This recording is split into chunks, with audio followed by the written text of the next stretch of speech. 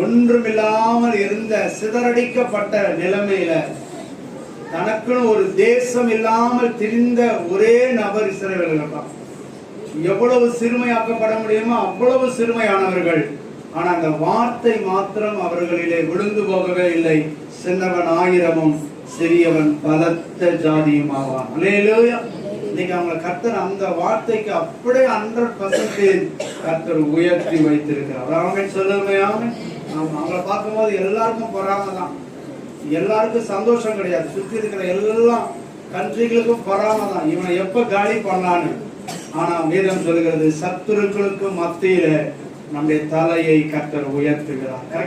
மயங்கப்படுத்துவோம். அலையிலும் அப்படிதான் இஸ்ரவேல் தேசத்தை கர்த்தர் வச்சிருக்கிறார். சுத்தி இருக்கிற எல்லா சத்துருக்கள் மத்தியிலும் அவருடைய தலை உயர்த்தப்பட்டிருக்கிறது. ஆமென் சொல்லுமையா.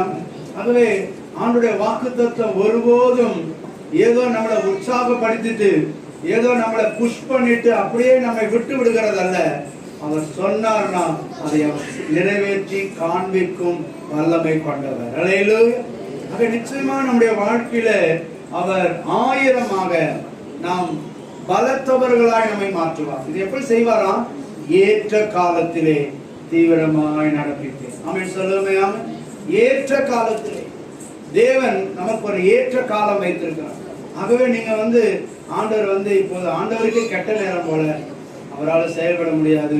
ஆகவே அவர் நல்ல நேரம் வரும்போது செயல்படுவார் எடுத்துக்கூடாது. ஏற்ற காலத்திலே நடப்பிப்பேர் என்றால் நல்ல நேரத்தில் செயல்படுற தேவன் அல்ல, நாம் எப்ப நல்லவர்களாக மாறுகிறோமோ அப்போ செயல்படுகிறது. கரெக்ட். தேவனை மகிமைப்படுத்துவோம். அல்லேலூயா.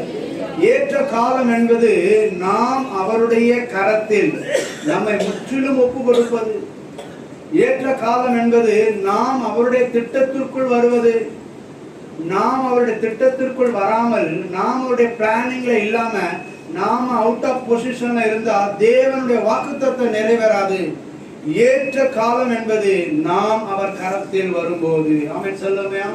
இங்க நிறைய காரியங்கள்ல நாம வெளியில தான் இருக்கிறோம், வேத கிறிஸ்தவர்கள். ஆனா நம்முடைய வாழ்க்கை அவருடைய வட்டத்துல இல்லை, அவர் விரும்புகிற எல்லைகளுக்குள்ள இல்லை, நம்முடைய தேவன் வகுத்திருக்கிற காரியத்துல இல்லை. ஆகவேதான் நிறைய வாக்குத்தத்தங்கள் பெண்டிங்ல இருக்கு. ஏன் ஏற்ற காலத்துல நிறைவேறாம போதுன்னா அவருடைய ஏற்ற காலத்துக்குள்ள நாம வரமாட்டோம், அவருடைய கரத்துக்குள்ள வரமாட்டோம், அவருடைய பிளானிங்ல நாம இல்லை. நாம எப்பவுமே ஒரு தனித்து போகிறவர்களா இருக்கிறோம். ஆகவே நாம் அப்படி இராதபடி இந்த வாக்குத்தத்தத்தை பெறும்படி ஏற்ற காலத்தில் நமக்கு உதவி செய்கிற தேவனுக்கு முன்பு அவர் கரத்தில் வேதம் சொல்லுகிறது அவர் உங்களை உயர்த்தும்படிக்கு பலத்த கரத்தில்